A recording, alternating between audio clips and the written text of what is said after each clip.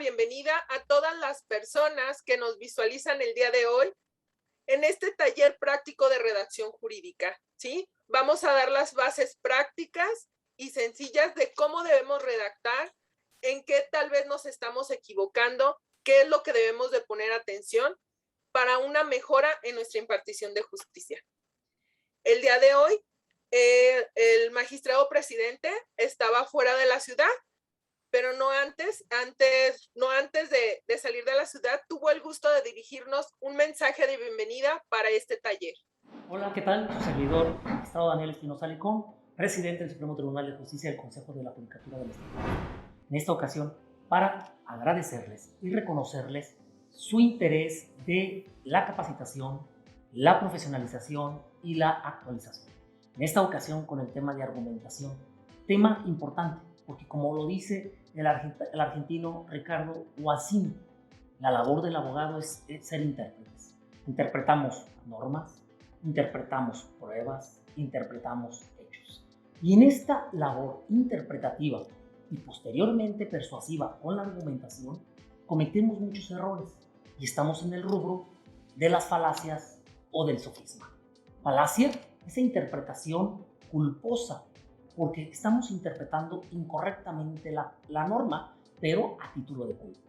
El sofisma, la interpretación dolosa, porque sabemos que con voluntad y conciencia estamos torciendo la interpretación de la norma para favorecer a una de las partes en nuestra argumentación.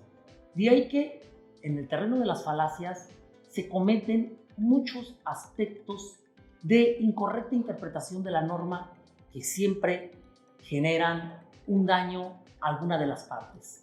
De ahí que mi beneplácito en que el día de hoy estén interesados precisamente en este taller de argumentación. Mi reconocimiento a todas y todos y les deseo el mejor de los éxitos. Bueno, le damos gracias al magistrado presidente por darnos este saludo de bienvenida a este taller de redacción jurídica.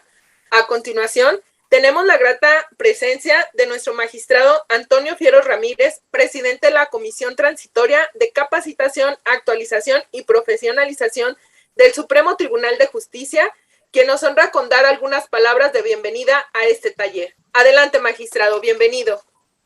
Muchas gracias, maestra Cintia. Bienvenidos todas y todos. Don Gustavo Garduño, gracias por compartir.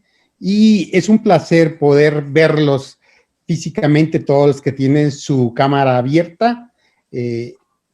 Nos complace a sobremanera la posibilidad de tener este vínculo con el Centro de Ética Judicial. Nos complace a sobremanera tener un público tan ávido de mejorar en la función jurisdiccional. Me da muchísimo gusto ver tantas caras conocidas y me queda claro que el uniforme del Supremo Tribunal sigue puesto.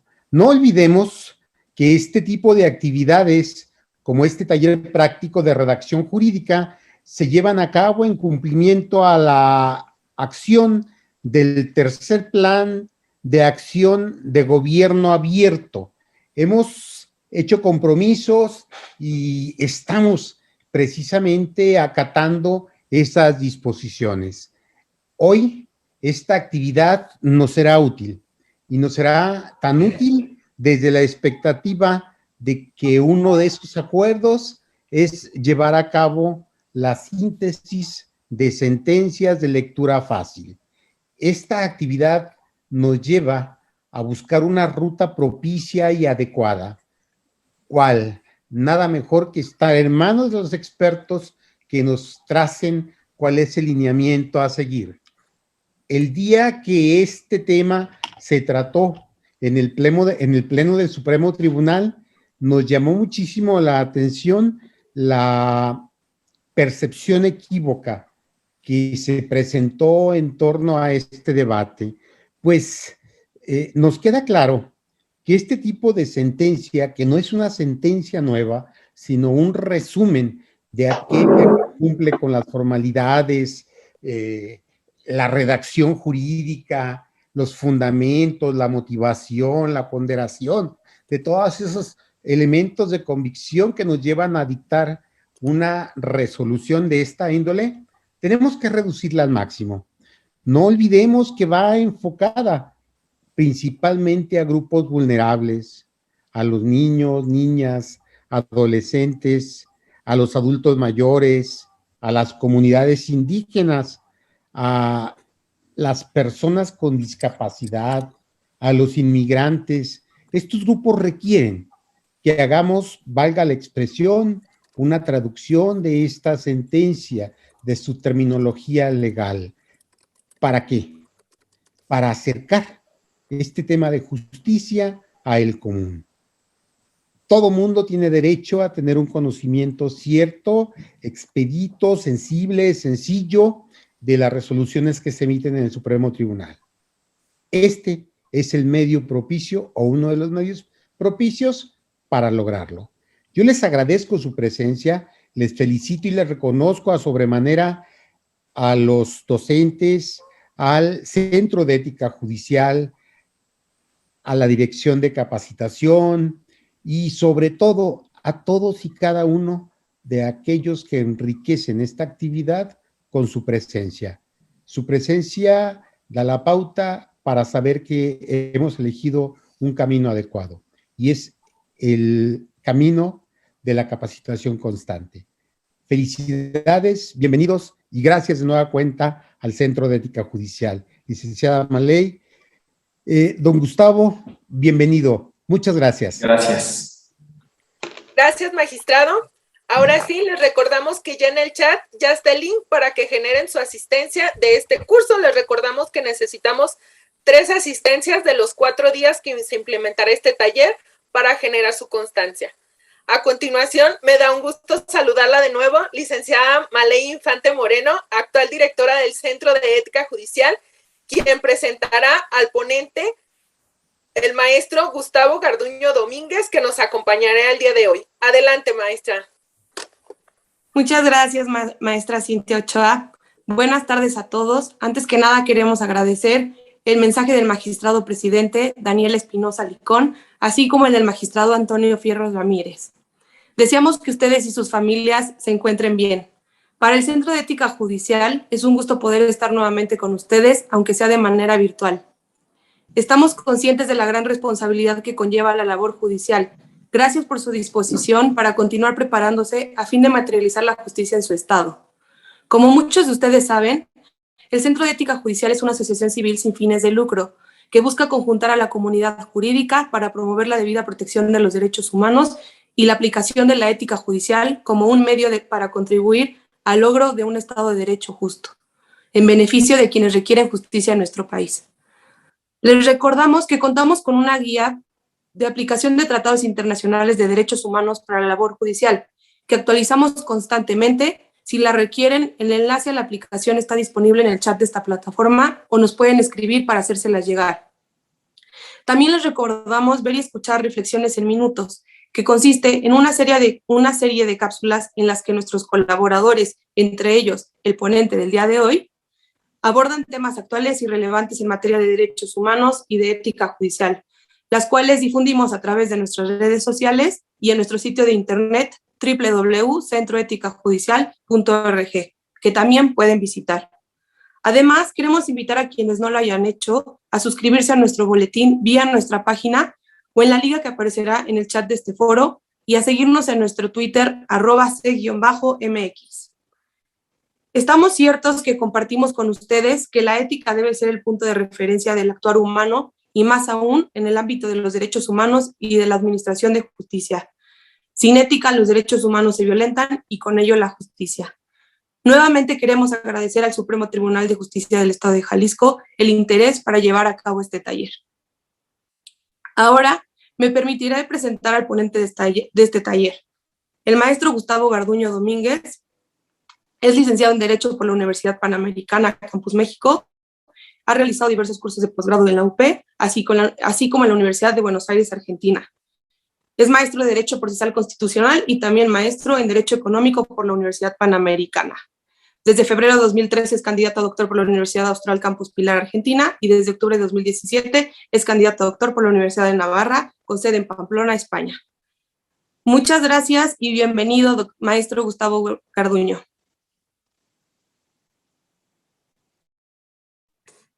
Pues muchas gracias a la licenciada Infante, al Supremo Tribunal de Justicia de Jalisco, al magistrado Fierros, al magistrado Espinosa Licón, al maestro Ochoa, y desde luego también al Centro de Ética Judicial, y naturalmente a todos quienes en estos 4 días se reunirán aquí para escuchar algunos temas que, sin duda alguna, enriquecerán la labor que realizan con tanto ahínco, con tanto sacrificio, con mucha entrega, día tras día. Fíjense que he pedido que hagan un resumen de mi semblanza curricular, porque lo primero que me gusta hacer con los grupos con los que trabajo en cualquier foro, sea cual sea, es presentarme con ustedes como su servidor. Más allá de la semblanza curricular y más allá de algunos datos de mi trayectoria profesional que ahora compartiré con ustedes, mi interés es que este curso les sirva y que el contenido que analicemos sea muy útil para ustedes. Entonces, me gusta contar esto, me gusta ponerme a sus órdenes en el correo que escribiré a continuación en el chat para todos. Si ustedes tienen cualquier inquietud y quieren escribirme, con mucho gusto lo pueden hacer a la dirección que ahora mismo va a aparecer en el chat. Y no lo digo de dientes para afuera, lo digo en serio. Si ustedes creen que les puedo servir en algo, por favor, escriban. Con toda confianza.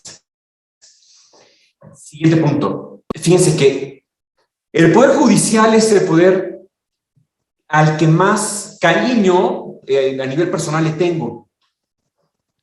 Y eso pasa por varios motivos, y entre uno de ellos se encuentra que yo pertenecía al Poder Judicial durante un tiempo y fueron unos años que disfruté mucho. Fíjense que entre las cosas que he hecho, además de las maestrías que ya mencionaba la licenciada Infante Moreno, una maestría en procesal constitucional en la UP, otra maestría en Derecho Económico por la UP, los años que tengo de dar clases de argumentación jurídica, desde que estaba en la carrera doy clases de argumentación jurídica, pues también se encuentra un trabajo serio, detenido y hecho con mucho cariño en el Poder Judicial de la Federación. Tuve el honor de trabajar en 2 juzgados de distrito en materia administrativa, donde colaboré en la elaboración de sentencias de amparo, y es donde conocí los retos que tiene la labor jurisdiccional. Así que en ese sentido me siento muy cercano a ustedes. Y por eso es que conozco cuáles son las dificultades que existen en esta materia. Ya después me detendré más a hablar de esa experiencia. Les cuento ya nada más para terminar de hablar de esa semblanza y para que me conozcan, que sepan qué hago, qué he hecho. Pues bueno, esas 2 maestrías, soy candidato a doctor por la Universidad de Navarra, que está en Pamplona, en España. Solamente falta defender la tesis, porque la tesis ya está terminada desde hace un buen tiempo. Espero que Dios mediante se pueda eso, ¿no? En muy pocos meses. Soy profesor de argumentación jurídica desde 2008, 2009 más o menos. Cada vez se está alejando más ese año en que empecé a dar clases. Además, doy introducción a estudio del derecho en la Universidad Panamericana, en Derecho y también en Gobierno y Economía. Soy profesor invitado de otras universidades, como la Universidad Autónoma de Barcelona, la Universidad de Navarra, también la Universidad de Anáhuac. He dado conferencias y clases también en el TEC de Monterrey, en la Asamblea Legislativa del otrora Distrito Federal, hoy el Congreso de la Ciudad de México. Y pues bueno, me han entrevistado en algunos medios de comunicación, como el entonces Canal Judicial, también en Excelsior, en CNN Expansión y en el Heraldo de Aragón de España. Soy coautor de varios libros colectivos, un par de ellos publicados en España, otros 2 aquí en México, uno de ellos por UNAM, otros por EUNSA, la editorial de la Universidad de Navarra. Y bueno, pues ya les dije, lo importante es que me da mucho gusto estar aquí con ustedes y que pues va a ser un placer atenderlos si lo desean a través del correo electrónico y desde luego con las inquietudes que aquí manifiesten en vivo. Agradezco mucho la invitación a al Supremo Tribunal de Justicia, la bienvenida tan cálida, el detalle del presidente del tribunal para hacernos su video y estar presente en la labor de capacitación que es tan importante en la actualidad en México, y naturalmente, lo reitero, al Centro de Ética Judicial por su confianza en mi persona. Bueno, pues entonces, sin más preámbulo, vamos a ver. Nos encontramos aquí para tener un curso que, en su sentido más estricto, podríamos decir que es para aprender a redactar, para aprender a elaborar buenas sentencias. Sí es verdad eso, pero también es cierto que nos encontramos aquí para aprender a argumentar, porque eso es parte de una buena sentencia. Entonces, aunque el temario se encuentra construido de manera tal que la argumentación se encuentra hasta el final, me gustaría empezar haciendo una inversión en ese orden y dedicarle el día de hoy a una reflexión rápida sobre la argumentación jurídica y su importancia en los últimos 70 años aproximadamente, si es que no me salen mal las sumas y las restas, 65 años vamos a decir mejor. Después hablar de por qué la argumentación no es un adorno, y después vamos a hablar de cómo argumentar en la sentencia, cómo integrar la argumentación jurídica en las sentencias, y yo creo que con eso ya tendremos más que suficiente para hoy. Justamente la suficiencia es uno de los temas que vamos a abordar en este curso. La suficiencia implica no quedarse cortos, pero tampoco excederse, y ese es uno de los temas que vamos a tratar en los próximos días. Quiero recalcar que este no es un curso ni de argumentación jurídica de 100%, ni de redacción. No podemos reducir este curso a redacción ni argumentación jurídica, porque pues lo haremos menos.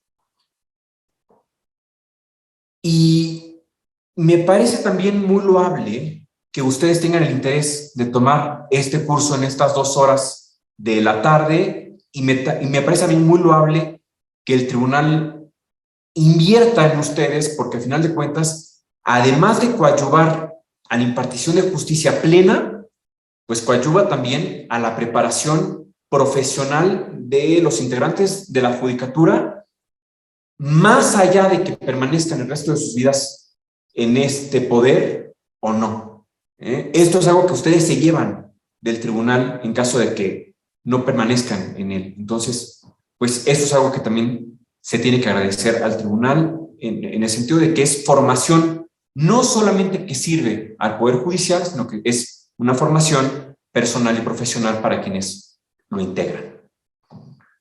Entonces, vamos a ver. Les decía que primero vamos a ver la argumentación.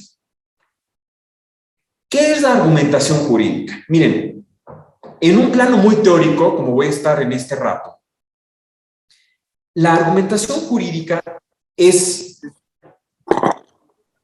una disciplina. En un plano muy teórico, es una disciplina jurídica auxiliar. Ahora, haciendo un poco de historia, hay que decir que la argumentación jurídica se recuperó. La argumentación jurídica ha resurgido. ¿Cómo es esto? Bueno, vamos a ver. Hace muchos años, y esto es verdad, hace muchos años,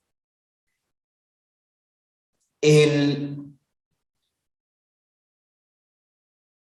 mundo en general no era como lo conocemos ahora. En 1946, Deja preguntarle. el mundo se encontraba saliendo de una gran guerra.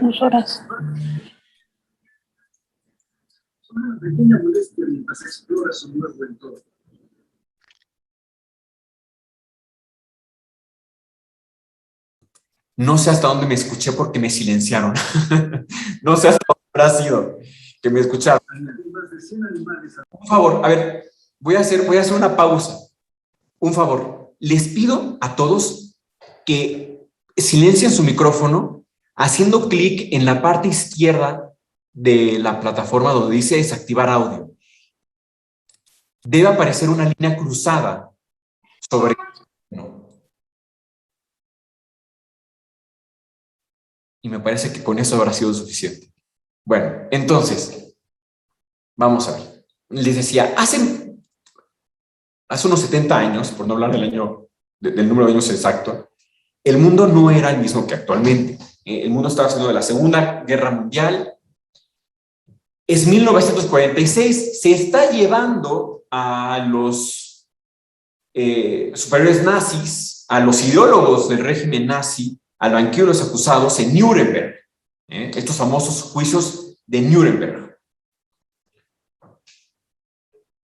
¿Qué tenían que hacer los jueces en Nuremberg? Hay una película además muy famosa que es Judgment in Nuremberg, que trata sobre esto. Les recomiendo que la vean, es muy interesante. ¿Qué pasó? Bueno, pues que los jueces se tenían que abocar al estudio de un asunto en el que el argumento principal o que la defensa principal de los acusados era que no se les puede poner una pena porque las conductas que habían realizado las habían hecho con base en la ley. Y no solamente eso, sino que encima ellos habían hecho la ley. Ellos eran los dueños del régimen. Nuremberg, los juicios de Nuremberg mostraron que una defensa de este carácter resultaba insuficiente. Los juicios de Nuremberg mostraron que el recurso a la ley como defensa o como fundamento de la conducta no es suficiente cuando ésta va en contra de la naturaleza humana. Si la ley va en contra de la naturaleza humana y de la justicia, entonces nos encontramos frente a un problema muy grande. ¿Por qué? Porque la ley entra en una colisión irremediable con una serie de obligaciones y de deberes que derivan ya no de la voluntad del ser humano, sino más bien de la naturaleza humana. Esto claramente hace referencia al derecho natural. Y esta contraposición entre la norma jurídica positiva y el derecho natural será lo que obliga a buscar una fuente de derecho nueva, que ya no es la ley, la costumbre, los tratados internacionales, los contratos, las constituciones locales, sino algo más. ¿Qué es ese algo más? Bueno, pues resulta que los jueces de Nuremberg surge la necesidad de fundar las sentencias en algo totalmente distinto a la ley positiva. ¿Cuáles fueron esas nuevas normas o cuáles son esas nuevas fuentes del derecho? Se llaman principios jurídicos. ¿Qué son los principios jurídicos? Bueno, miren, los principios jurídicos son un tema que se ha recorrido en los últimos 35 años con gran insistencia, con mucha profundidad. Es un concepto cuya definición es un debate todavía, porque hay quienes dicen que son principios morales, hay quienes dicen que los principios jurídicos son principios jurídicos, efectivamente, pero la realidad es que los principios jurídicos, haciendo una síntesis de todo lo que opinan todos al respecto, podríamos decir que son exigencias. Los principios jurídicos son exigencias de justicia. Son conductas que se tienen que realizar. ¿A fin de qué? A fin de lograr la justicia y el bien común. Los principios jurídicos en su definición son exigencias de justicia que derivan de la dignidad humana, y que sirven para alcanzar un orden social justo y el bien común. Es importante recalcar que los principios jurídicos son jurídicos. Ustedes dirán, pero ¿qué obviedad es esta? Bueno, ni tanto, porque les comentaba, ya adelantaba que los principios jurídicos son, para algunos, principios que derivan de la moralidad y para otros principios que derivan del derecho. Hay que tener mucho cuidado con esto. Me voy a detener un poquito más.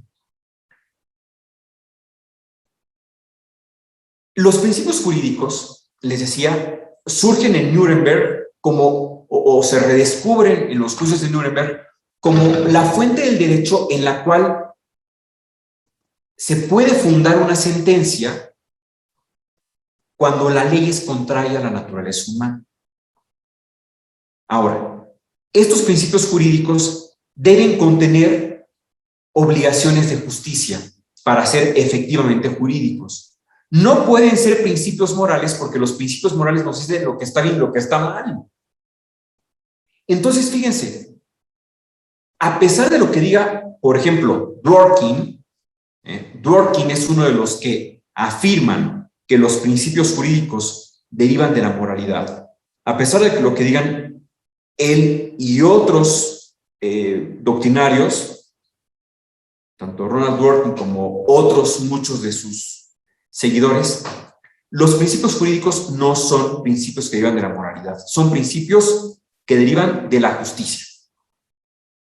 Por eso es que son obligatorios. Si fueran principios meramente morales, no obligarían en el derecho, y la realidad es que sí obligan en el derecho. Ahora, ¿por qué empezamos un curso de redacción de sentencias hablando de los principios jurídicos? Porque los principios jurídicos son, probablemente la existencia de los principios jurídicos es la razón por la cual nos encontramos aquí todos el día de hoy. Sin principios jurídicos no existiría la demanda de hacer buenas sentencias. No existiría la exigencia de argumentar una sentencia. Sin principios jurídicos no existía la argumentación jurídica, en pocas palabras.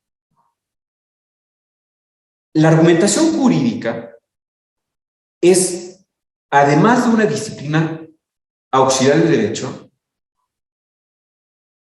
una obligación de parte del Poder Judicial. Es una obligación que se encuentra a cargo de las autoridades jurisdiccionales. Y la argumentación jurídica también es la nueva forma de hacer el derecho. Me explico, y aquí me voy a detener un poquito más. Les decía que 1946 es el momento en el que todo cambia para el derecho. ¿Cómo es esto? Bueno, resulta que hasta 1946 el orden jurídico era altamente positivista.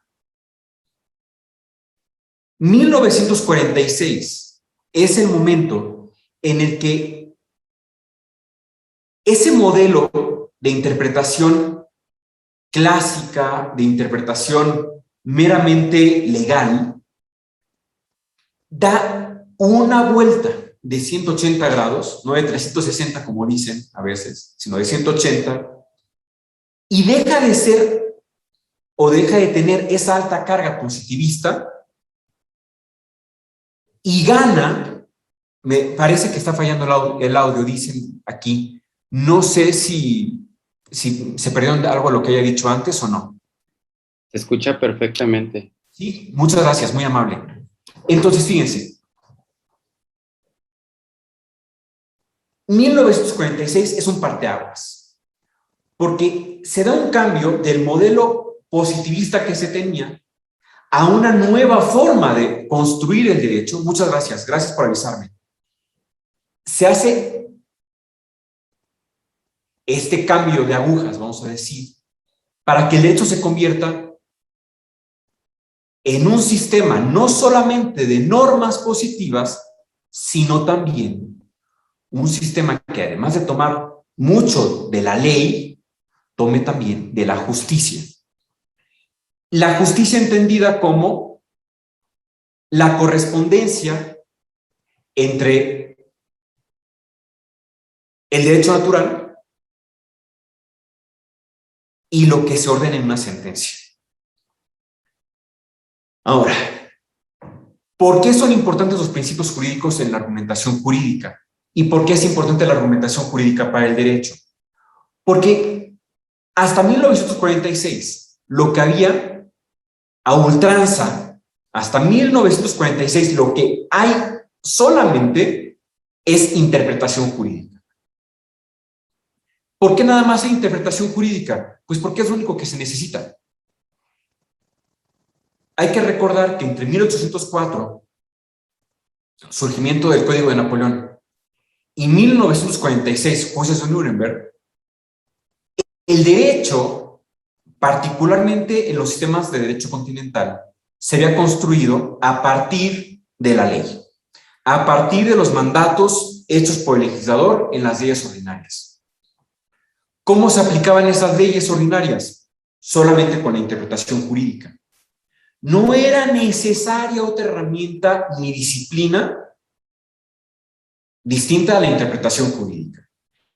Interpretar, ¿qué implica interpretar? Bueno, pues encontrar el hecho que actualiza al precepto que prevé ese hecho en concreto y encontrar las consecuencias. Un silogismo hipotético, en el que la primera premisa es la norma, la segunda premisa es el hecho que especifica o que realiza la hipótesis, y finalmente las conclusiones, que son las consecuencias ya atribuidas a caso concreto.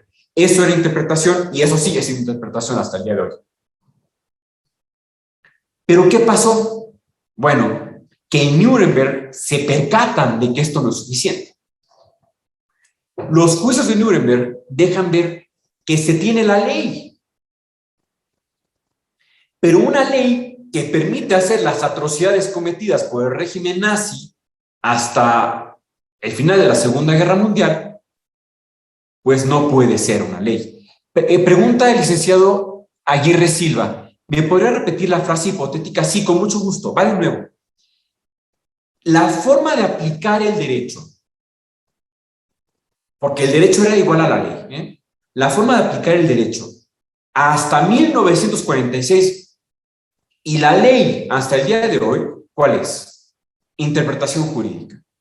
¿Y qué es interpretar? Para el modelo dogmático o el modelo decimonónico de interpretación jurídica, ese modelo del siglo XIX y primera parte del XX. Bueno, es encontrar un hecho que actualice a la norma. Es, por un lado, la hipótesis, después, el hecho y finalmente las consecuencias ya atribuidas a ese hecho en concreto. El hecho lo que hace es actualizar a la hipótesis. Es un juicio hipotético.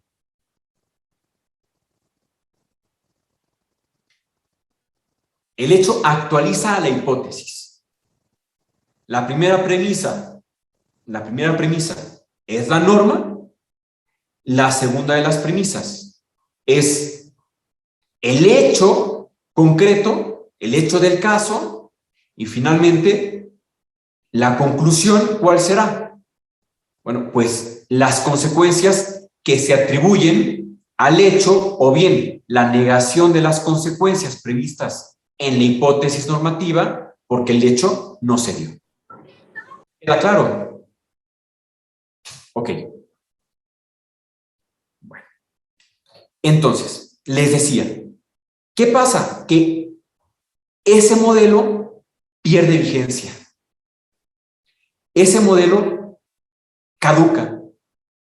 Queda, vamos a decir, anquilosado, ¿no? Ya es un modelo que da de sí. ¿Por qué? Porque hay veces que la ley es injusta, como en los juicios de Nuremberg. Las leyes del régimen nazi eran una barbaridad. Permitían cometer toda clase de delitos de lesa humanidad bajo la pretendida permisión que daba que la ley estaba hecha por la voluntad popular representada en los legisladores. Entonces, cuando hay una ley tan injusta como la del régimen nazi, pues esa ley no puede servir para resolver un caso. Es por eso que los jueces en Nuremberg acuden a los principios jurídicos. Ahora, aquí va el contraste que quiero hacer desde hace rato. Los principios jurídicos no se aplican de la misma forma que la ley. ¿Cómo se aplica la ley? Como ya vimos, silogismo hipotético. En cambio, los principios jurídicos se aplican de una manera muy diferente, a partir de la argumentación jurídica. Mientras interpretar es, vamos a ponernos de acuerdo, por el momento, interpretar es desentrañar el sentido de la norma, desentrañar, sacar de las entrañas, o sacar las entrañas, desentrañar el sentido de la norma. La argumentación jurídica implica sostener. Esto es algo muy grave. Esto tiene consecuencias muy importantes para el derecho, porque los principios jurídicos no se interpretan. Los principios jurídicos tienen que argumentarse.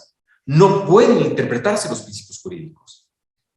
Si ustedes quieren saber más sobre este tema, desde luego les recomiendo la obra de Dworkin, por ejemplo, Los derechos en serio, y también pueden leer algún libro o artículo sobre los principios jurídicos del doctor Rodolfo Luis Vigo.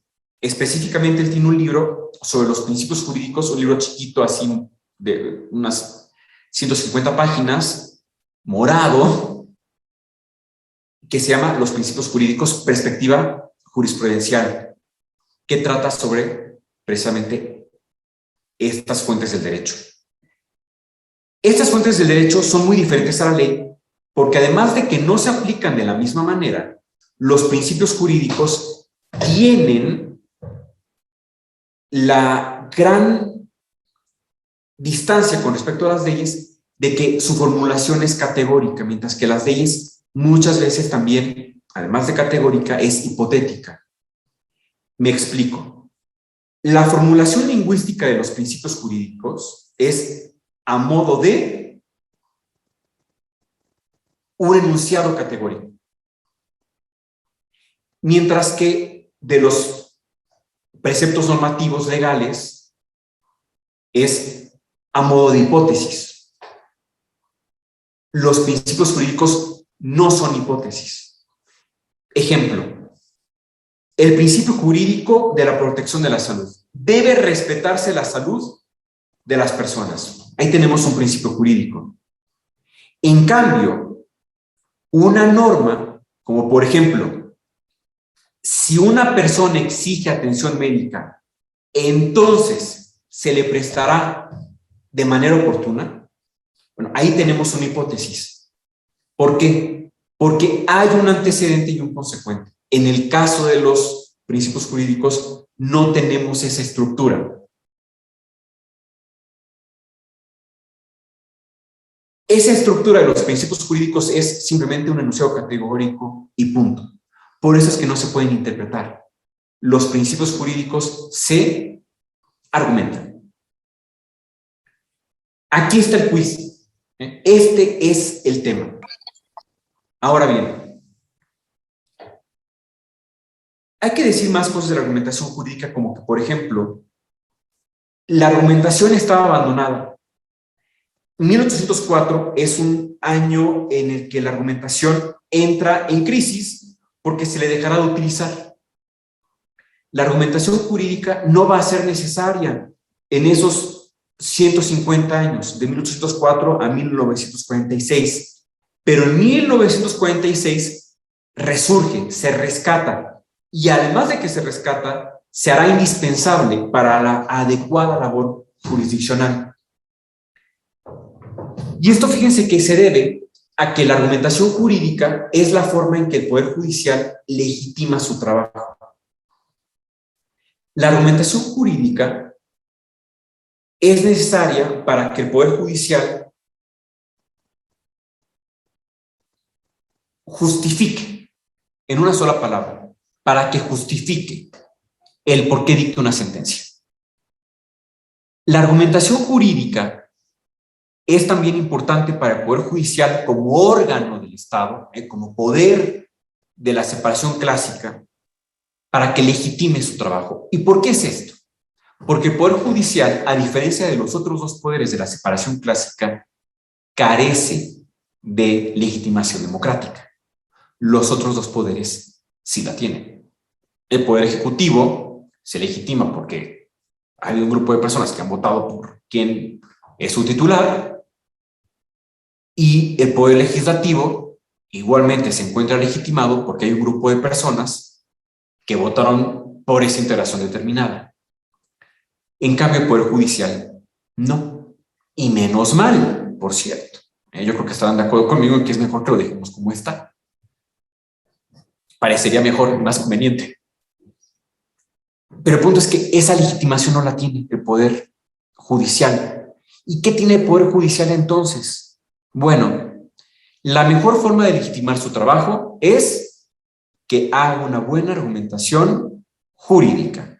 Más allá de que hay otras formas de legitimar el trabajo, como por ejemplo, la correcta integración de los consejos de la judicatura o la capacitación cotidiana, que también me parece es una buena forma de alcanzar la legitimidad del trabajo jurisdiccional. La mejor y la primera forma de legitimar el trabajo jurisdiccional es que argumente correctamente el Poder Judicial. Ahora, la argumentación jurídica es coadyuvante de la interpretación. No quiero enviar el mensaje incorrecto. No quiero decir que la argumentación jurídica no está relacionada con la interpretación o que la argumentación jurídica se basta sola. Realmente la interpretación jurídica también es muy importante porque es la que le da elementos a la argumentación jurídica para funcionar. La argumentación jurídica abreva de la interpretación jurídica, es decir, el material con el que trabaja la argumentación viene de la interpretación jurídica. Estoy leyendo una pregunta en el chat que dice que si puedo repetir el autor del libro. Lo acabo de ver y hubo alguien que ya respondió mi nombre y se lo agradezco. El autor es Rodolfo Luis Vigo. Él es el autor de Los Principios Jurídicos, Perspectiva Jurisprudencial. Pero también mencioné a otro autor, que es Ronald Dworkin. Y él es el autor de un libro que se llama Los Derechos en Serie. Un libro muy interesante y un libro que trata de algo que ya comentaré en breve. En efecto, los derechos en serie. Muy bien. Bueno, entonces, les decía, la argumentación jurídica abreva de la interpretación. El material de la argumentación viene de la interpretación. Ahora, la interpretación jurídica, dijimos, es, por el momento lo habíamos dicho, es meramente desentrañar el sentido. Y argumentación jurídica implica sostener una afirmación, probar, razonar.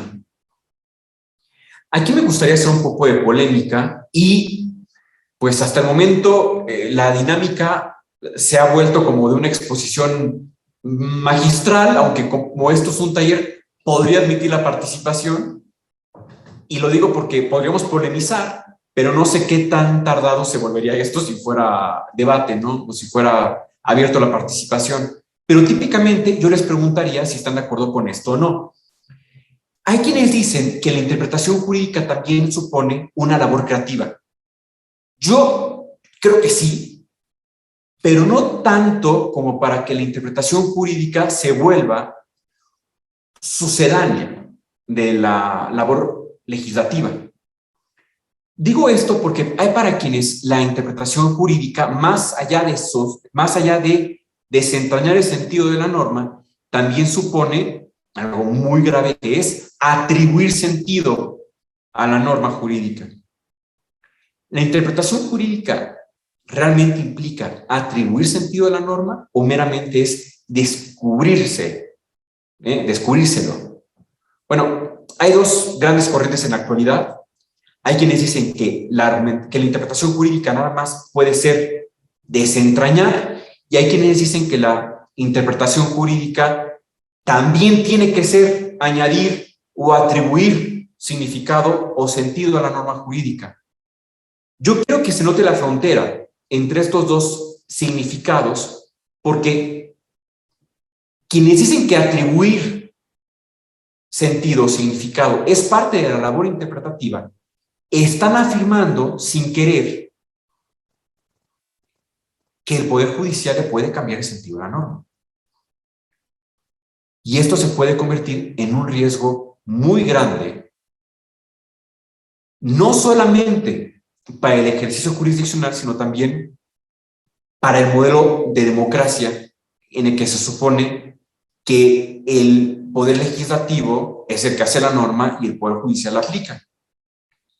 Ahora bien, quienes se expresan de esta forma, es decir, los que afirman que interpretar es atribuir significado o sentido o añadirle sentido a la norma, dicen que esto es parte de lo que distingue al Poder Judicial en la actualidad.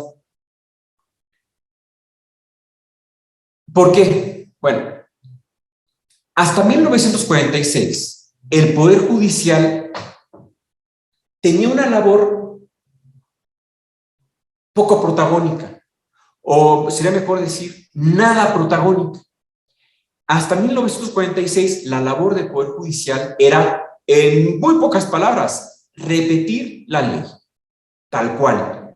Repetir el texto de la norma jurídica positiva. Ese era incluso el mandato que tenía de parte del legislador. Y mal hacía la autoridad jurisdiccional que se atrevía ligera o mínimamente a desviarse de la norma jurídica positiva.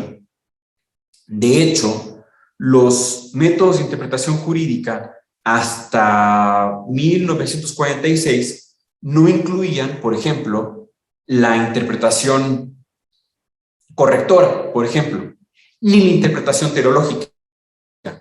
¿Por qué? Porque la interpretación teleológica y la interpretación correctora desviaban necesariamente, esto es algo natural, desviaban necesariamente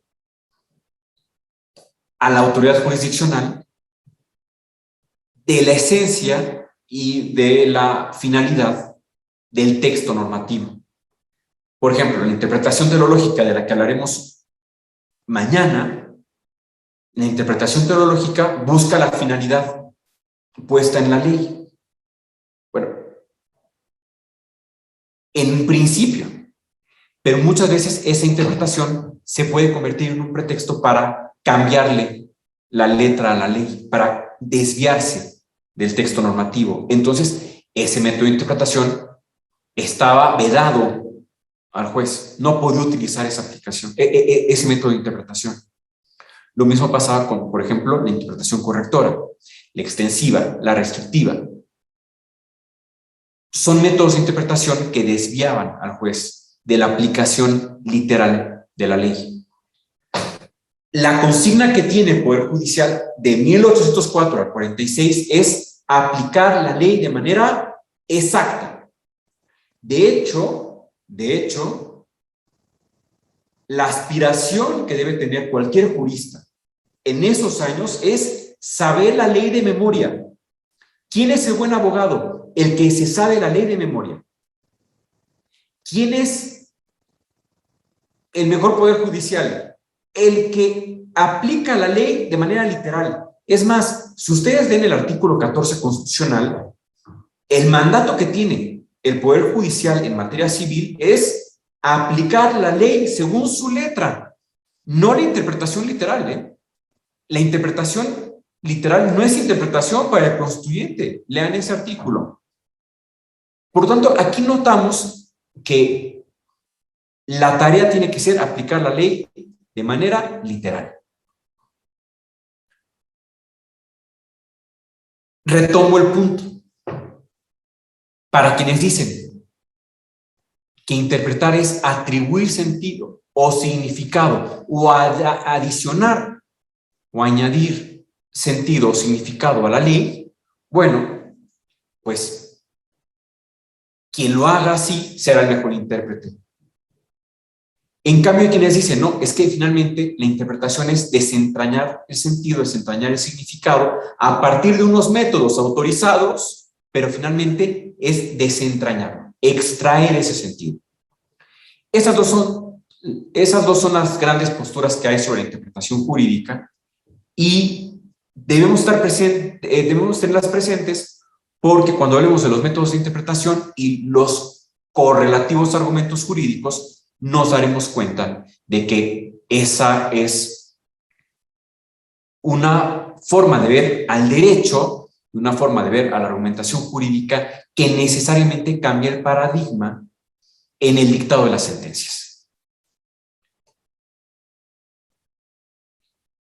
Me gustaría preguntarles si hasta aquí todo claro y, bueno, si tienen alguna pregunta, por favor la pueden hacer con toda confianza a través del chat o incluso levantar la mano.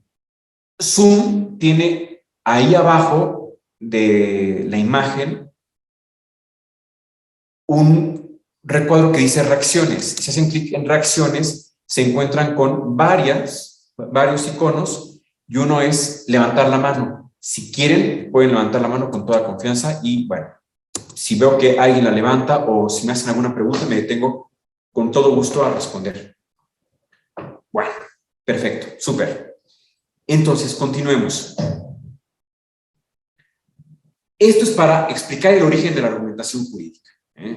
Esto es para explicar el origen de la argumentación jurídica. Ahora, vamos a ver. La argumentación jurídica en la actualidad.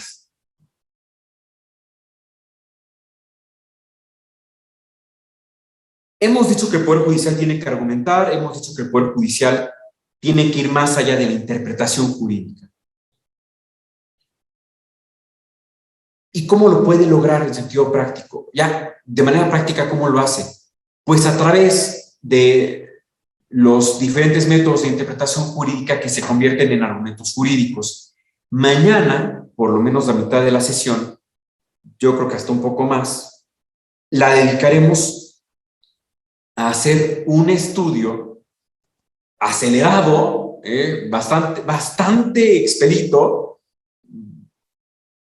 muy apurado de los diferentes métodos de interpretación jurídica y sus correlativos argumentos. En la práctica, ¿cómo se hace esto de la argumentación jurídica? Bueno, pues insertando los principios jurídicos a una sentencia a través de argumentos jurídicos concretos. Mañana los veremos. Quiero que la sesión de hoy la dediquemos, entonces, además de explicar cuál es el origen de la argumentación, a explicar algunas diferencias de los principios jurídicos con las normas positivas. Les he puesto ya la primera. Los principios jurídicos se enuncian de una forma distinta a las normas jurídicas positivas. La ley viene como enunciado categórico, pero también como enunciado hipotético. Los principios jurídicos solamente son enunciados hipotéticos. Vamos a ver unas diferencias más. ¿Cuál es la siguiente? La forma de resolver los conflictos. ¿Cómo se solucionan los conflictos entre normas y cómo se solucionan los conflictos entre principios jurídicos? Bueno, pues un conflicto entre normas es una antinomia y como tal se soluciona con los principios de solución de antinomias. Esos criterios clásicos de jerarquía, especialidad, temporalidad y competencia. Mientras que los principios jurídicos, cuando chocan, pretendidamente, si es que chocan, se solucionan a través de la ponderación. La ponderación implica hacer un balance. El hecho de que explique esto no significa que esta sea la única solución. De hecho, hay un gran tema en el derecho que no es el que vamos a analizar el día de hoy porque no es el momento, que es el tema del conflictivismo jurídico, que analiza si los principios jurídicos y los derechos humanos pueden entrar en choque o no. Bueno, para quienes dicen que sí pueden entrar en choque, la solución es la ponderación. ¿Qué implica la ponderación? Seguramente ustedes habrán escuchado de esto ya mucho, ¿no? De la ponderación de principios jurídicos o la ponderación de derechos humanos. Pues es un test, un examen, una evaluación en la que se pesa cuál es el principio o el derecho que debe prevalecer en un caso concreto. Tiene un test del cual podríamos hablar durante 2 semanas completas, pero en muy pocas palabras implica analizar la importancia del derecho, la gravedad de la violación, la importancia del derecho que aparentemente se está violando y finalmente las pruebas. Este test de la ponderación de principios jurídicos implica analizar cuál es el principio que en el caso concreto tiene que prevalecer y cuál se tiene que sacrificar. El licenciado Aguirre Silva pregunta si con el control difuso. Me gustaría que abriera su micrófono y explicara mejor esa pregunta. Lo agradecería mucho. Hola, buenas tardes. No, los principios jurídicos quería ver si se podrían dirimir o se podrían solucionar a través del control difuso. Ya ve que la ponderación de la ley más importante que es la Constitución y así derivar algunas controversias. Digo, era una pregunta. Totalmente. Gracias. Claro, a ver, los principios jurídicos cuando entran en choque, ¿cómo resolver ese choque? Con la ponderación. Ahora, si hablamos de cómo integrar los principios jurídicos a una sentencia, pues la habilitación que se tiene a la mano es precisamente la del control difuso de convencionalidad. Yo no sé aquí qué tanto se animen a hacerla. Estaría interesante hacer una estadística de qué tanto se animan a hacer control difuso de la convencionalidad. Ustedes, me parece que es algo que no solamente resulta necesario, sino que hasta obligado, ¿no? Se supone que todas las autoridades se encuentran obligadas a hacer este tipo de control. Ahora, ¿qué se controla en el control difuso? Pues que la norma convencional sea respetada por las normas nacionales. Si en ese control difuso de convencionalidad la autoridad se percata de que alguna de las normas nacionales no es acorde con el contenido de las convencionales, en principio tendría que inaplicar la nacional y con fundamento en la norma convencional, en el tratado internacional y en el convenio, aplicar el principio jurídico en juego y a partir de esa norma supranacional proteger el principio en juego. Solamente que esto yo sé que contiene sus peligros, ¿no? Están de acuerdo conmigo en que esto no es así de simple. Y se le tiene más miedo a la revocación que viene de la segunda instancia que las ganas de aplicar el principio jurídico o las ganas de aplicar la norma convencional por la obligación de hacer el control difuso de convencionalidad. Pero bueno, así se haría. Muy bien, gracias, muy amable, licenciado. También pregunta Grisela Salcedo, si puede haber choque de principios jurídicos cuando prevalece el derecho de defensa ante la de ser juzgado en término de ley. Bueno, este es un asunto concreto, me da la impresión, ¿o no? ¿Verdad que sí? Sí. A ver, y una vez más, las autoridades de primera y segunda instancia, sean locales o federales, pues cada vez están más frente a este tipo de conflictos, ¿no? Ya no es nada más aplicar el Código Penal o el Código Civil y se acaba el problema. Yo sé que hay este tipo de conflictos y pues, me gusta mucho porque son los de la vida real. Yo le podría decir, licenciada, mire, en principio la teoría de Dworkin, la teoría de Alexi, Robert Alexi, dicen que sí hay choques de principios jurídicos, ¿no? El derecho de defensa y ser juzgado dentro del término. Bueno, sí, puede ser. Pero ¿cómo resolver este conflicto? Me parece que la salida fácil y mi recomendación sería aplicar todo a partir del principio por persona. Ya está. nunca se van a equivocar. Nunca se van a equivocar. Ahora, tengan cuidado. Es verdad que esto de que nunca se van a equivocar es así, pero al mismo tiempo hay que andarse con cuidado, porque recuerden, seguramente ustedes tendrán muy presente un criterio jurisdiccional, un criterio del Poder Judicial de la Federación, que dice que las normas de la Constitución se tienen que aplicar siempre con la idea de que protejan lo más posible a la persona, ¿sí o no?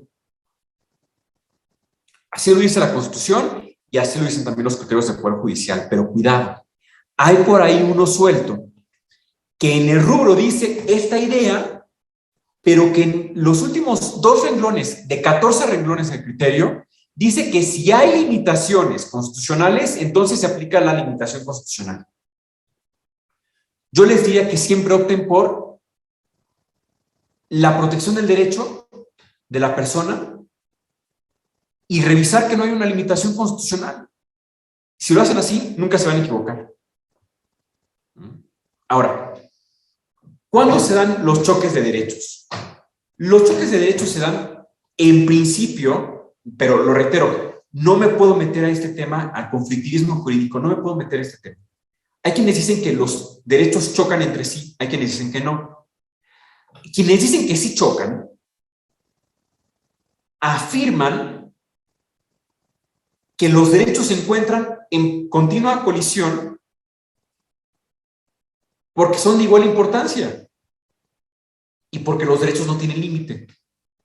Por ejemplo, la libertad de tránsito con la libertad de expresión, ¿no? En Guadalajara, pues, a ver, me pongo a pensar en López Mateos, un grupo de personas que se congregan para bloquear López Mateos. Bueno, qué barbaridad, le dan en la torre a toda la ciudad. Y podrían decir, es que tenemos libertad de expresión. Bueno, sí, claro, y la libertad de tránsito también está enfrente de ustedes. Bueno, ahí aparentemente hay un choque de derechos, hay un choque de principios jurídicos, el principio de la libertad de expresión y el principio de la libertad de tránsito. Pero, ¿qué hacer ahí? Bueno, Dworkin diría, vamos a hacer, Alexis sobre todo, vamos a hacer una ponderación. Hay quienes dirían, no, los choques de derechos no existen porque los derechos sirven para cosas diferentes, cada uno de ellos. Entonces, ahí no hay que hacer una ponderación, más bien hay que ver quién sí está utilizando su derecho de manera legítima y quién está usando su derecho de forma abusiva. Pero, como les decía, este es un tema que ya se aleja mucho de nuestras finalidades en estos 4 días. Por el momento que sepan que los conflictos de normas se resuelven, como ya lo conocen bien, los criterios de solución de antinomias y los principios jurídicos cuando chocan, se resuelven a partir, esos choques se resuelven a partir de la ponderación. Otra diferencia muy importante, los principios jurídicos y su vigencia.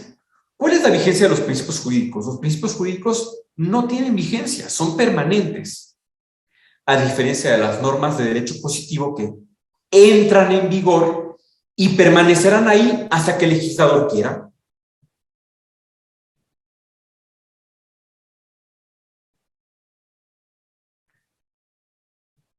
Otra diferencia que va de la mano de esta, la derogación. Los principios jurídicos son inderogables. En cambio, las normas jurídicas positivas, pues sí lo son, obviamente. Otra diferencia interesante, y aquí me voy a quedar un poquito más, los principios jurídicos y la labor que exige su aplicación. A ver, los principios jurídicos necesariamente tienen que ser aplicados con una creatividad mayor que la de las reglas o de las leyes positivas. ¿Por qué? Porque requieren de argumentación jurídica. En cambio, las leyes positivas son aplicables a través de una técnica mucho más sencilla, que es la interpretación jurídica. Las leyes se aplican de manera, no sé si automática, solamente se interpretan, mientras que los principios jurídicos se tienen que aplicar con una creatividad mucho mayor. Otra diferencia, los efectos para el orden jurídico. Los principios jurídicos y su aplicación permean en todo el ordenamiento jurídico, mientras que la aplicación de las leyes positivas tiene una resonancia mucho más, vamos a decir, local para el caso en concreto.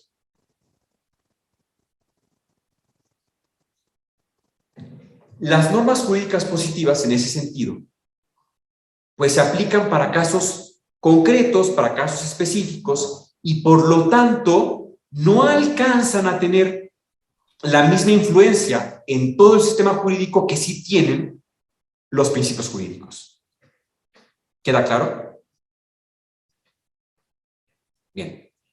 Estas son algunas de las 20 diferencias que podríamos enunciar entre los principios jurídicos y las leyes positivas. No me aboco al estudio de todas ellas para aprovechar más el tiempo, terminar de hacer esta introducción de la argumentación jurídica y a partir de terminar de analizar este tema, pues iniciar el estudio de cada uno de los argumentos.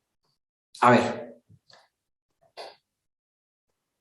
Si todo está claro hasta aquí, continúo, pero lo reitero, por favor, si tienen alguna pregunta, la pueden expresar con toda confianza. Quizá el grupo es demasiado grande como para que se animen a hacerlo sin vergüenza, pero no pasa nada, ¿eh? No hay peor pregunta que la que no se hace. Si quieren interrumpirme, levanten la mano o me ponen la pregunta en el chat. No se cohiban por el tamaño del grupo. Bueno, y es más, si quieren mandarme la pregunta dentro del chat privado, pueden ponerle ahí enviar, no a todos, sino nada más enviar, y seleccionan mi nombre y ya. Para que no se enteren todos que están preguntando eso. Bueno, va a ser como pregunta anónima. Bueno, entonces, vamos a redondear el tema de la argumentación jurídica y su origen. ¿Qué pasa? Nuremberg. Se dan cuenta de que el derecho no es la ley, como sí se pensaba durante todo el siglo XIX y parte del XX. Incluso yo creo que parte del XXI seguimos pensando que el derecho es la ley. No es así. El derecho es un sistema de normas, no es nada más la ley positiva. Fíjense que ahora mismo me encuentro en la Universidad Panamericana, desde donde estoy dando clase, y en alguno de estos salones alguna vez tuve un examen final en el que un muy querido amigo mío notario me estaba examinando. En aquella época yo era su alumno, y una de las preguntas fue, recítame el índice del Código Civil. Bueno, pues lo que le dije, oiga, pues mire, dígame mejor qué libro y qué título quiere que le diga, porque pues así va a ser más fácil. Y yo creo recordar que respondí correctamente. Espero que así haya sido. A lo que voy con esta anécdota es que todavía hasta este siglo pensamos que saber la ley es saber derecho, y esto no es así. Sobre todo en ciertos ámbitos muy positivistas, pensamos que conocer lo que dicen las leyes de memoria, pensamos que saber las leyes de memoria es saber derecho, ser buenos abogados, y esto no necesariamente es así. O mejor dicho, de ninguna manera es así. Y ahora voy a explicar más eso. Antes leo unas preguntas que me han enviado sin mencionar a sus respectivos autores. Preguntan, en el test para la ponderación de principios jurídicos nos indicó 3 pasos a seguir. ¿Puede repetir los últimos 2? Sí, les decía que Alexis recomienda analizar la importancia del derecho, la afectación del derecho y las pruebas. Pero en realidad, esto va mucho más allá. Robert Alexis tiene un libro más o menos de ese tamaño, en el que habla de la ponderación, habla del principio de proporcionalidad, habla de los subtests de la ponderación y de la proporcionalidad en sentido amplio, y habla de la finalidad, la indispensabilidad o necesidad, y finalmente la proporcionalidad en sentido estricto. Son temas muy interesantes, muy relacionados con el análisis de la legitimidad de la restricción de derechos humanos, que me encantan, pero pues, que desafortunadamente no podemos abordar ahora porque se nos acabaría el tiempo y nos quedaríamos hablando de esos 4 días. He pensado que hoy hablemos de estos temas introductorios, mañana de los argumentos, quizá hoy, ¿no? Alegremente sería hoy de los principios, de los argumentos jurídicos, y que después destinemos el tiempo a hablar de los principios de elaboración de sentencias y poner ejemplos concretos de buena formulación de sentencias y de una mejorable formulación de sentencias. Bueno, pues gracias por la pregunta. Siguiente, también me preguntan, ¿los principios jurídicos y el derecho positivo se pueden contraponer en algún momento? Definitivamente sí. Esta es una pregunta que denota, pues, la preocupación permanente de la humanidad por aquellos casos en que la norma jurídica es contraria a la justicia. Las normas jurídicas positivas, las normas jurídicas positivas, las reglas, los contratos, pueden ser contrarios a los principios jurídicos. Es lo que pasó con Nuremberg, lo reitero, y ahora voy a poner más ejemplos. ¿Qué pasó en Nuremberg? Se dieron cuenta de que esa ley que permitía cometer tales delitos de lesa humanidad, tales atrocidades, inhumanidades excesivas, era contraria a la naturaleza humana. Es lo que Gustav Radbruch, lo pongo aquí en el chat, Gustav Radbruch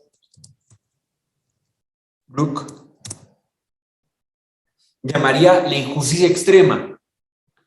Ese tema de la injusticia extrema es un tema de filosofía del derecho que no podemos tratar ahora mismo, pero en pocas palabras dice Gustav Radbruch, esa famosa fórmula Radbruch: la injusticia extrema no es derecho.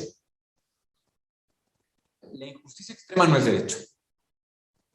¿Cómo que la injusticia extrema no es derecho? Bueno, dice, una norma que es tan contraria a la naturaleza, tan contraria a los principios jurídicos, eso no lo dice él, pero bueno, ahí yo lo estoy complementando. Una norma que es tan contraria a los principios jurídicos no puede ser derecho. ¿Por qué? Pues porque es tan notoriamente. Ahí habría que analizar qué es la extrema injusticia. Es una pregunta nuevamente para filosofía del derecho. ¿Qué es la extrema injusticia? Pero bueno, dice, la injusticia extrema no es derecho. Una norma que es tan evidentemente injusta no nace al derecho. Entonces, ¿los principios jurídicos y el derecho positivo se pueden contraponer? Sí, definitivamente, definitivamente. ¿Y qué pasa en esos casos? Bueno, pues sancionar a través de los principios jurídicos. El problema es que, como en Nuremberg las sentencias se dictaron con base en principios jurídicos. Ahora, vamos a poner ahora mismo otro ejemplo. Me voy a llevar en él unos 5 minutos, muy brevemente, que es el de los centinelas del muro de Berlín. ¿Qué pasó con los guardianes del muro de Berlín? Ahora les cuento. Bueno, la justicia y la ley son conceptos discordantes, no necesariamente. La justicia y la ley no necesariamente son conceptos discordantes, pero pueden llegar a serlo.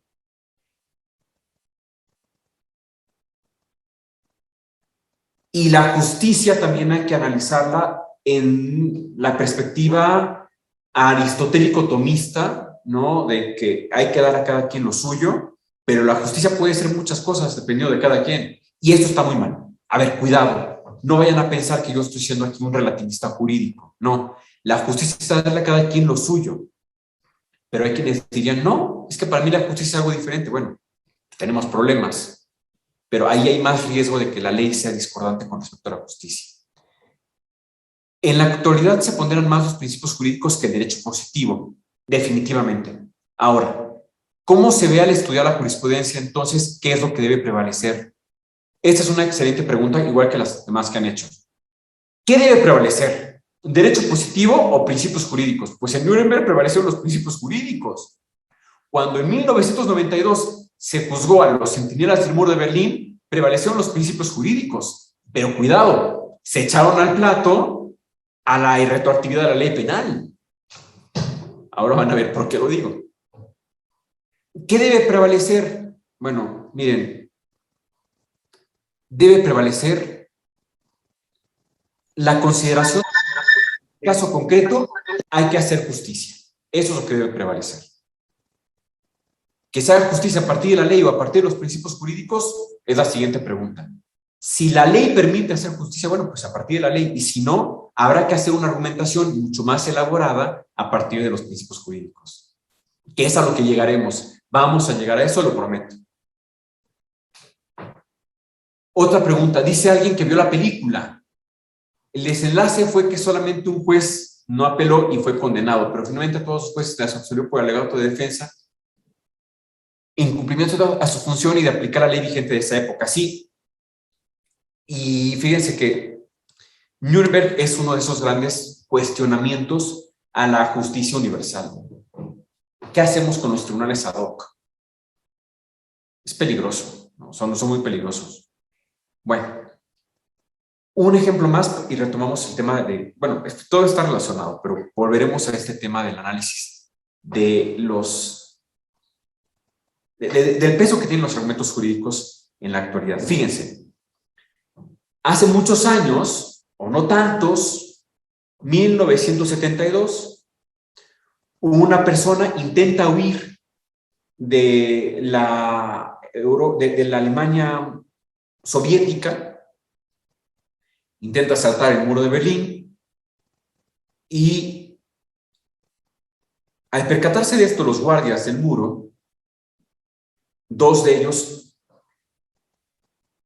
disparan. Estoy resumiendo el caso. Lo matan por la espalda.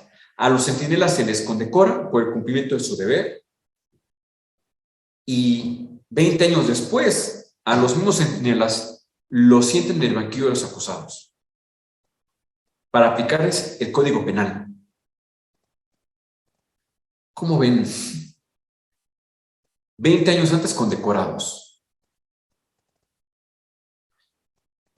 Encima, en el 92, se les condena por homicidio. Este es uno de esos casos de campeonato de contraposición del debido proceso con la realidad. Porque, pues yo no sé ustedes qué piensen, pero al menos en mi perspectiva, pues una norma que era derecho vigente en un momento dado, pues entonces era claro que no podrían desobedecerla. Una norma que es vigente en un momento dado, en un lugar determinado, no podría ser desobedecida, mucho menos por un régimen, o mejor dicho, por integrantes de un régimen militarizado. Yo no me imagino a dos soldados reflexionando sobre cumplir o no una orden. ¿Qué tiene de interesante este caso? Además de que se les juzga 20 años después con una ley nueva y que 3 tribunales confirman la sentencia condenatoria. Que aquí se expone el problema de que una norma sea vigente y sea injusta. Los centinelas del muro de Berlín, los guardias, tenían que vigilar y tenían que cumplir la obligación de impedir que se les escapara alguien. Y la ley les permitía matar a quien intentara escaparse. Esa ley era contraria a la naturaleza humana. Bueno, 20 años después resultó que sí lo era. Pero yo no sé si el caso sea verdaderamente admisible como para habilitar la aplicación retroactiva de una norma. 1, y 2, aplicar una norma de manera contraria a lo que establecía la norma vigente, que cumplieron de manera exacta sus obligados, ¿no? Pero bueno, en fin, todo esto pues para ilustrar que el derecho positivo efectivamente se puede contraponer a los principios jurídicos. Me hacen un comentario aquí. En los juicios de Nuremberg, la sentencia en su mayoría prevaleció la ejecución. Para estos casos, los nazis tomaban la cápsula de cianuro, lo anticiparon. Claro, justamente, por lo que ve al derecho comparado, es primordial empaparse de este para ir avanzando en las entrañas, como usted lo dice. Bueno, pues sí, y una cosita más agregaría en esto. Además del derecho comparado, indagar en las obligaciones de derecho natural y no pensar que el derecho natural es una cosa esotérica o religiosa incluso, ¿no? Porque hay quienes dicen, no, es que el derecho natural es nada más para quienes creen en Dios. Es que no es así, no funciona así. El derecho natural es un conjunto de preceptos que derivan de nuestra naturaleza. No derivan de algo distinto a nuestra naturaleza humana o a nuestra dignidad. Si los principios jurídicos son atemporales, ¿por qué el derecho positivo no?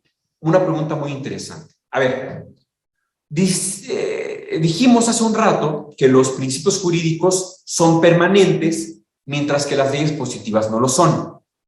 Simplemente por su fuente. Los principios jurídicos no podrían ser permanentes, las normas jurídicas no podrían ser permanentes porque derivan de la naturaleza, de la voluntad humana.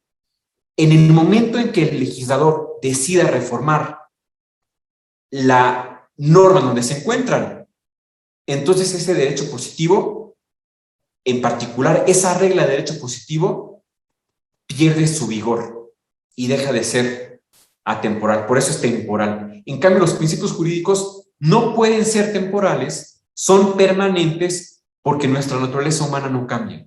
Cambian las épocas de aplicación de la norma, cambian los lugares de aplicación de las normas, pero no cambia nuestra naturaleza. Y ahora voy a explicar un poco más de eso, particularmente con respecto a la aplicación.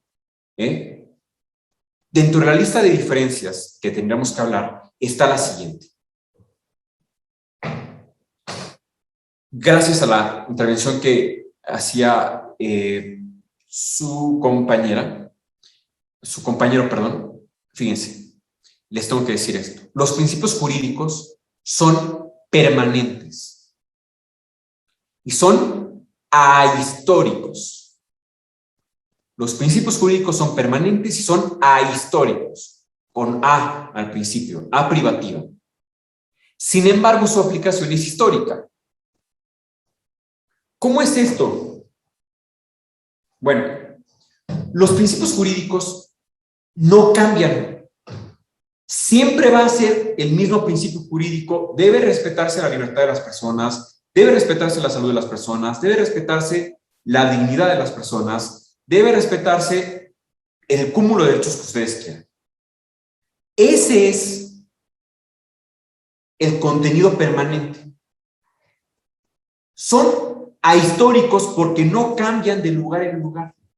La libertad de expresión es la misma, el contenido del principio jurídico que protege la libertad de expresión es el mismo aquí, en Estados Unidos y en China y en cualquier otro lugar. ¿Por qué? Porque el ser humano no cambia de lugar en lugar.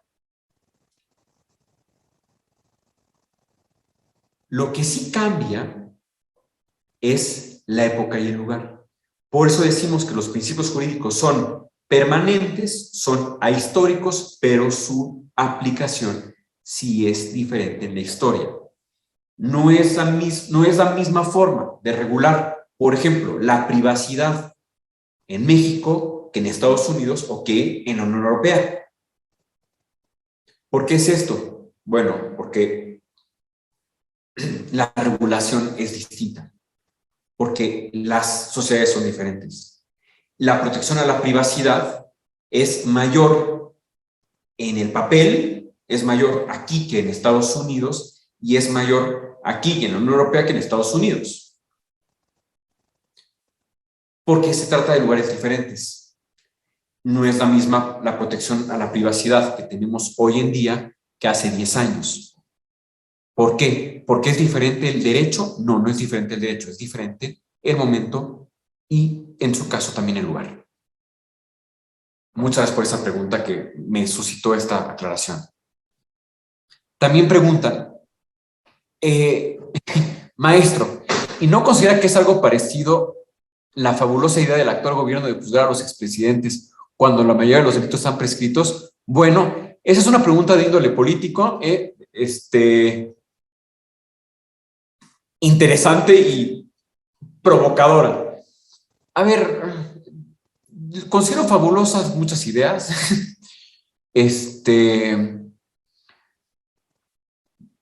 Opinión personal y una opinión dada desde la libertad de expresión y también desde la fundamentación académica. Me parece que cualquier idea No, así lo tienes de la ley, perdón, Sí. cualquier idea que no parta de la ley, cualquier idea que parta más bien del ánimo de darle gusto a alguien o de ganar popularidad, desviándose del Estado de Derecho, pues es lesiva para el buen funcionamiento de la democracia mexicana. Ya, no voy a decir más. Bueno, y luego hay un comentario adicional que dice, si ambos son producto de la naturaleza humana. Me imagino que se preguntan, aquí dicen que son producto de la naturaleza humana tanto los principios jurídicos como las leyes. Aquí hay que precisar, ¿qué sí es producto de la naturaleza humana y de la voluntad humana? La ley. Que te está dando, pues, esta pero, o sea, tienes que... A ver si, no sé, creo que yo no puedo silenciar. Muchas gracias, muy amable. ¿Qué sí es producto de la naturaleza humana? La ley. Es producto de la voluntad. Hay un montón de legisladores que votan y dicen, bueno, sí, que la electricidad deje de ser considerada un monopolio del Estado. Bueno. O que otras cosas. Bueno, pues entonces esa es, para efectos de nuestra exposición, eso es ley, eso es una norma positiva, entonces es producto de la naturaleza humana, es producto de la ley, de la voluntad, perdón. Pero los principios jurídicos no. Los principios jurídicos derivan de la naturaleza humana, pero no están creados consensualmente. Esto es muy importante que quede claro. Lo que sí se produce de manera consensual, democrática, es la ley. Los principios jurídicos no. Bueno, perfecto. Entonces, continúo.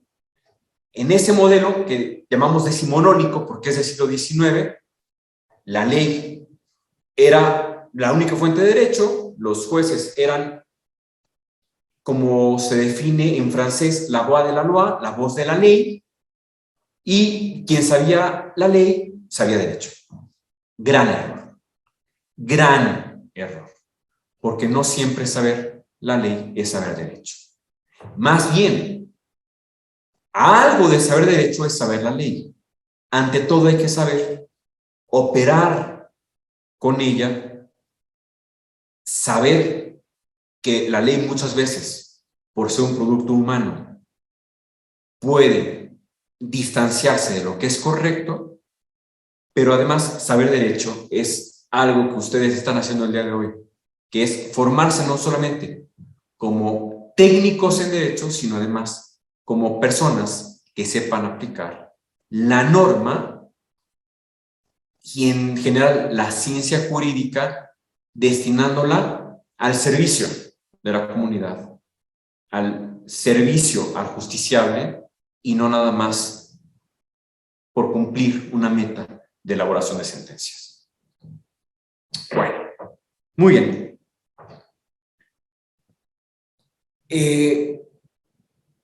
Vamos a cambiar de tema. Ya voy a hablar más en concreto de cómo es argumentar en el siglo XXI y voy a dar algunos puntos muy concretos sobre cuál es el papel del Poder Judicial en la actualidad. Fíjense. Argumentar viene de la palabra arguere, que significa probar, sostener, razonar. La argumentación jurídica es una forma de eso, de probar, sostener, razonar y en una palabra justificar. Argumentar implica explicar por qué.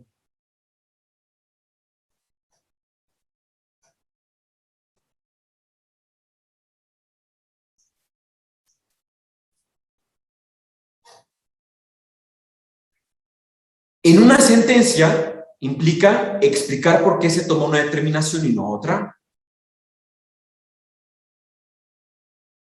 Ahora, hay quienes dicen que además de eso, argumentar significa convencer. Bueno, una vez más nos encontramos con que hay dos teorías o dos escuelas discordantes, pero la realidad es que esto no necesariamente es así. Porque yo les pregunto, si quieren contestan y si no quieren, no. ¿A una autoridad jurisdiccional le interesa convencer con su sentencia? ¿El Poder Judicial tiene que convencer que su sentencia está dictada bien? ¿Tiene que convencer a los destinatarios de las sentencias con su fallo o no? Bueno, hay quienes dicen que sí. Sin embargo, yo les diría que si ustedes no logran convencer a los destinatarios de sus sentencias de que esta está bien dictada y basta, y simplemente se limitan en el buen dictado del fallo, han cumplido. Yo les pregunto, una persona condenada por homicidio quedará muy convencida de su fallo que dicta la responsabilidad penal. Claro que no. Por supuesto que no. Va a quedar convencido hasta que le digan que es inocente. Entonces, aquí hay que tener cuidado. La argumentación jurídica, hay quienes dicen, tiene que aspirar a convencer, a persuadir. No es así. Gran mentira. Porque si pensáramos que la argumentación también implica persuadir, entonces el trabajo del juez ya no sería argumentar, sino hacer retórica. Y la retórica muchas veces está vacía, ¿no? Hay incluso ocasiones en las que uno dice, ay, eso es pura retórica, como dicen, eso es pura palabrería. Bueno, por eso es importante distinguir cuál es la obligación judicial. La obligación judicial es argumentar, no persuadir, no hacer retórica. Ahora bien, ¿qué implica argumentar? Argumentar tiene varias perspectivas y se puede analizar en estas tres diferentes posturas o aristas o caminos. 1, la perspectiva formal. 2, la material. Y la tercera, la pragmática. ¿Qué implica cada una de ellas? La perspectiva formal implica que la argumentación, y esto es clave porque a esta nos vamos a dedicar en la segunda parte del curso. La argumentación desde la perspectiva formal implica respetar ciertas reglas estructurales, lógicas, que permiten que la sentencia sea correcta o que la argumentación sea correcta. Implica la argumentación desde la perspectiva formal respetar los mandatos puestos en la ley e incluso en la lógica. Debe haber coherencia. Debe haber coherencia entre lo que dice la norma y la forma en que se argumenta en una sentencia. no es otra cosa más que obedecer un conjunto muy grande de requisitos de forma. Igual un conjunto muy grande de requisitos lógicos. Que haya coherencia entre las premisas, que se respeten las partes que debe tener una sentencia, que se analicen pruebas, etc. Hay otra perspectiva de la argumentación jurídica, que es la perspectiva material.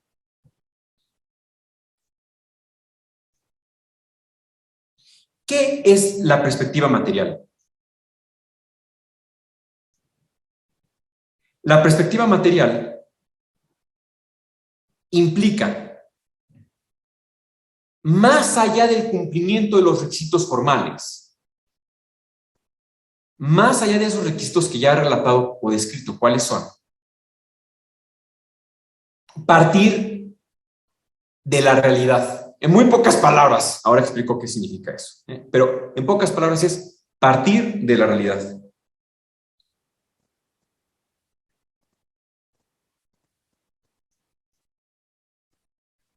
¿Qué implica? Bueno, a ver. Que para que la argumentación sea válida, para que la argumentación, además de correcta, según los requisitos formales, además de ser correcta, que sea verdadera,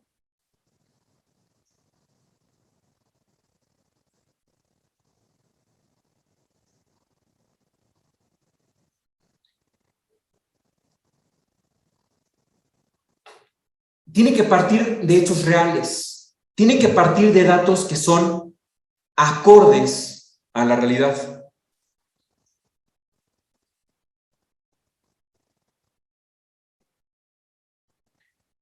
Me explico todavía más. Hasta hace unos años, algunos códigos de procedimientos establecían que tenía que haber en la sentencia tenía que ser lo más apegada posible a la verdad histórica, que la verdad legal tenía que apegarse lo más posible a la verdad histórica. ¡Pero qué barbaridad! Yo espero que a ustedes les resulte esto tan escandaloso como a mí me parece, porque, a ver, ¿cómo que hay dos verdades, no?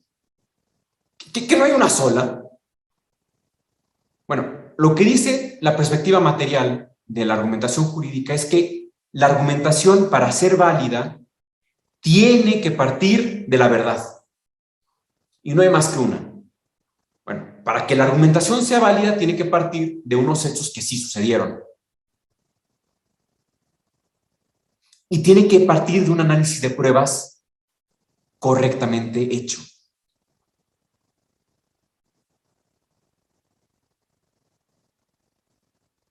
Si la sentencia, si la argumentación parte de unos hechos mal conocidos, entonces, por más correcta que sea la argumentación, en sentido formal, la argumentación en sentido material faltará. Y esa argumentación adolecerá de esta perspectiva, de este requisito material. Entonces, hasta el momento que hemos dicho, estimados amigos, colegas, que la argumentación jurídica tiene que partir de una estructura correcta, una sentencia bien hecha, bien estructurada, con coherencia entre las premisas, pero también debe estar elaborada de conformidad con la verdad. Debe cumplir el requisito de partir de hechos que son verdaderos.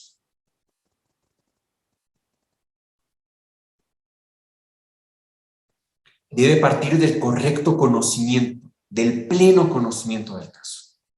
Si no parte del pleno conocimiento del caso, esa argumentación va a ser fallida, va a partir de falacias, ¿no? Lo comentaba el magistrado presidente, de hecho. Me gustó mucho esa consideración. A ver, hay que partir de datos correctos para no incurrir en falacias. Mucho menos en sofismas. También puede ser que incurramos en sofismas. La diferencia, ¿cuál es? Que la falacia, pues, se hace sin querer. El sofisma se hace con mala intención. Y hay a veces sentencias que son así. Pero bueno, no lo hagan. No lo hagan. Porque típicamente esas sentencias tienen otros defectos de los que mejor no vamos a hablar. Bueno, dictadas por personas con defectos de los que no vamos a hablar ahora mismo. Preferimos no. Les decía que también hay una perspectiva pragmática. ¿Cuál es la perspectiva pragmática de la argumentación jurídica? Una perspectiva que implica buscar la utilidad de la argumentación. Aquí retomo el tema de la persuasión y de la justificación. Hay quienes dicen, bueno, la perspectiva pragmática de la argumentación jurídica se cumple cuando se convence. No es necesario. Y hay quienes dicen, la perspectiva pragmática de la argumentación se cumple cuando la sentencia o la argumentación alcanzan a justificar la decisión. Bueno, pues ahí la tenemos. Si una argumentación o una sentencia logra reunir estos tres elementos o estas tres perspectivas, se cumplen en ella, es una buena sentencia, es una buena argumentación. ¿Queda claro? Bueno, muy bien. Todo esto es para decir lo siguiente. El Poder Judicial actualmente tiene un protagonismo irreal. Fíjense que cuando estuve en el Poder Judicial de la Federación, tuve varias fortunas, me considero muy privilegiado en ese sentido, por diversas realizaciones que logré ahí, pero a la que me quiero referir ahora es al siguiente hecho. Me percaté de lo importante que es el Poder Judicial. Ya vuelvo ahora con la pregunta que me están haciendo de la argumentación pragmática, ya vuelvo. El protagonismo tremendo que tiene el juez. El juez está metido en todo. El juez decide prácticamente cualquier cosa sobre la vida social. Los jueces, el Poder Judicial, se encuentran omnipresentes en la vida cotidiana. Por eso es tan importante que el Poder Judicial haga bien su trabajo. Decide con quién. A ver, el Poder Judicial decide si una persona es penalmente responsable, decide con quién se quedan los bienes en el divorcio, con quién se quedan los niños, aunque hay veces que tristemente eso no les importa tanto, ¿no? Casi así como que se pelean como con quién no. El Poder Judicial decide quién va a ser presidente. En última instancia termina decidiendo quién va a ser presidente y quién no. El Poder Judicial determina si se abre una carretera o no, si se concesiona una banda de radiofrecuencia, del espectro radioeléctrico, si una empresa ha cumplido con la protección al consumidor o no. Entonces, eso deja ver que los tiempos del modelo dogmático del que hablé al principio de la sesión ya han terminado.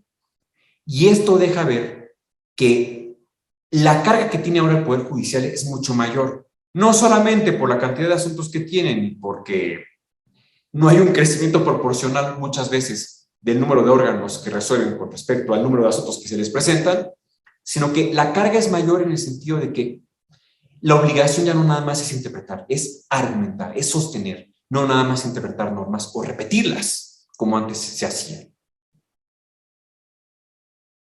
En ese sentido, la calidad de la impartición de justicia tiene que aumentar. Alguna vez lo comentaba con algún magistrado, que pues la justicia de machote existe porque también existen las demandas de machote. ¿Cómo hacer que la justicia incremente su calidad? Bueno, llevando nuevos argumentos al Poder Judicial. El Poder Judicial también tiene que dar mejores argumentos para que esto se haga un círculo virtuoso. Entonces, pues ustedes están dando el primer paso y los felicito por eso, como órgano y como integrantes de de este poder. Preguntan, no me quedó tan clara la argumentación pragmática, con mucho gusto me regreso. La argumentación pragmática es una de las 3 perspectivas de la argumentación jurídica que implica el requisito de que la argumentación sirva, que sea práctica, que sea útil. ¿Útil para qué? 2 posturas, convencer o bien justificar o sostener.